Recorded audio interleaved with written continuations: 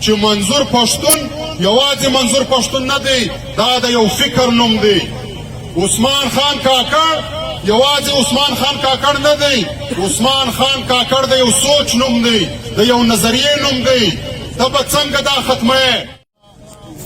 په مرکزي ښار کوټه کې د پریس کلبو مخته په دا مظاهره کې ناست د پښتون تحفظ مومنټ د مرکزي کمیټې ممبران زبیر شاه آغا، وهاب خان کاکړ،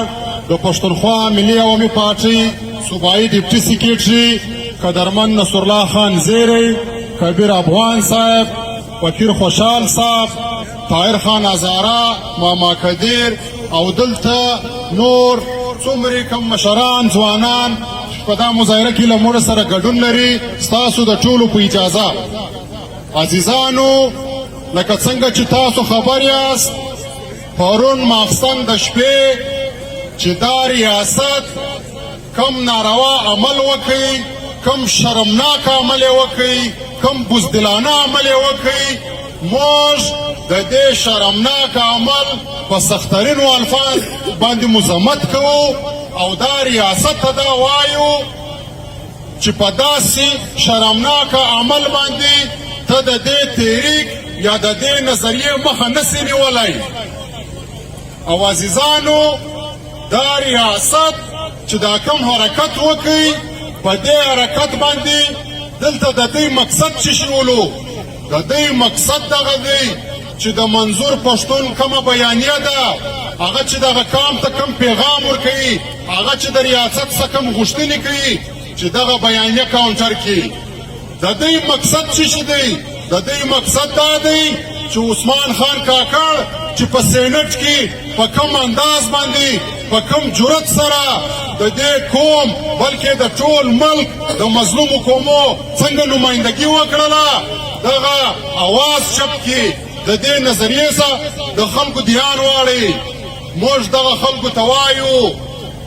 چې منظور پښتون یوازې منظور پښتون نه دی، دا د یو فکر نوم دی. عثمان خان کاکړ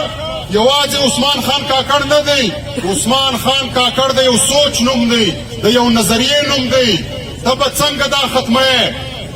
په داسې حرکتو باندې ته دلته د دې قام نمایندګي یا دغه فکر نسې راګرځولی. دوی دغه فکر نه خوښوي چې کوم فکر د عثمان خان کاکړ دی. دوی دغه نظریه نه خوښوي چې کومه نظریه د ملي مشر منظور احمد پښتین ده. دوی ته دغه نظریه خوند ورکوي چې وړمه ورځ دلته په لورای کې یو سړی ترله وتلی و، د افغان مشران یې سپکول. دغه نظریو حمایت کوي. موږ هغه خلکو ته وایو چې تا د افغان مشران ایجنټان وبلل، غلامان دې وبلل، نو ته راسه خپله صفایي وکړه. ته د چا غلام یې؟ ته خو د دې لاهوري غلام یې، ته خو د لاهوري تنخواخور یې، تا ته خو اډوکیشن لاهور ته د لاهور په اشارو باندې ته کاروایانې کوې. او پښتانه وایي غامه وایي هغه وایي ته خو د منځې منځه یې، ته د غلام یې. نو موږ دلته خپل په فکر باندې فخر کوو، په خپله نظریه باندې فخر کوو، په خپل سوچ باندې فخر کوو. ستا دا ناکام حربې دا مخکې هم دغه قام در ناکامه کړي دي، دا به اوس یو وار بیا ناکامه کېږي. او تا ته موږ دا پیغام در کوو چې نن هم دغه کم ځوانان دلته د عدم تشدد پر لاره راوتلي دي، د زنده‌باد او د مرده‌باد په لاره باندې ستا د دې عمل غندنه کوي. خو د هغه مشرانو د خوا سي هر ډر موږ ته میلاو سي، بیا به دلته دومره ارمان وکړې چې پر دا روډ به نسې تېرېدلی، دا پښتونخوا وطن ته به نسې راتللی. نن که زما د قام مشران منظور پښتون او عثمان خان کاکړ ستا وطن ته نسې درتللی، هلته ته دغه حرکت ورسره کوې، نو بیا به خپلې بستې د دې ځایه ته اخلې، بیا دلته ولاړه ته راللې، دلته دې تماشې وکړلې. عزیزانو، دلته وخت هم کم دی، مخکې م یوه مظاهره وسوله. دلته په پښتون آباد کې د غلاو وارداتونه شروع دي. دلته خلک پر موټرسایکل باندې راګرځوي، د خلکو دکانو ته ورځي، دا تماشې روانې دي. د دې تماشو هم د مخنیوي مطالبه کوو، غندنه کوو د داسې واقعو. پکار دی چې داسې واقع نه وسي. او بله خبره دا کوو، ټولو ملګرو ته دا وایو چې دا ریاست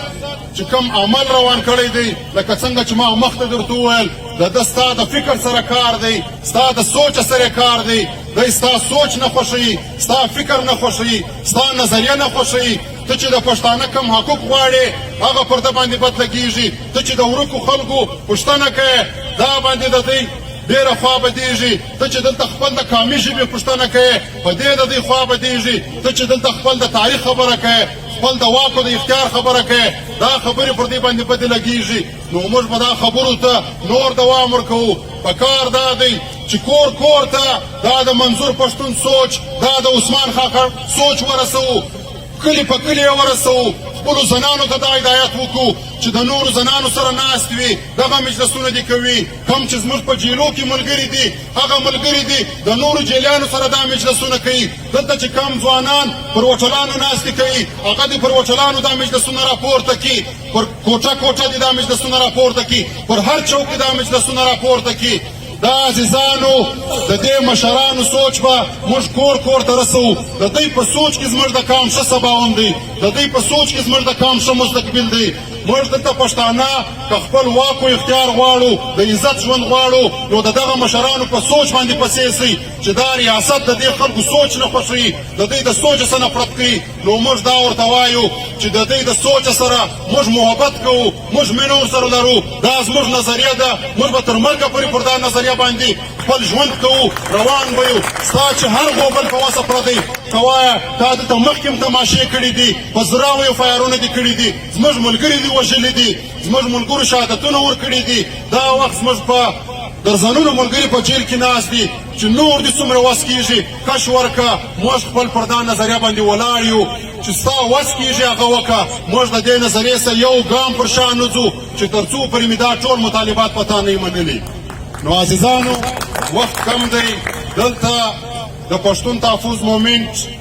ټولو ملګرو چې دلته د 2 غنټو پر نوټس باندې دومرې زوروره مظاهرې ته راغلل ګډون یې وکړئ د پښتونخوا ملي عوامي پارټۍ مشران او د دوی کارکنان چې دلته راغلل زموږ دا مظاهره یې راښایسته کړه زموږ دا مظاهره یې رادرانه کړه هزاره سیاسي کارکنان ماما قادر بلوچ یکجهتي کمیټۍ او دلته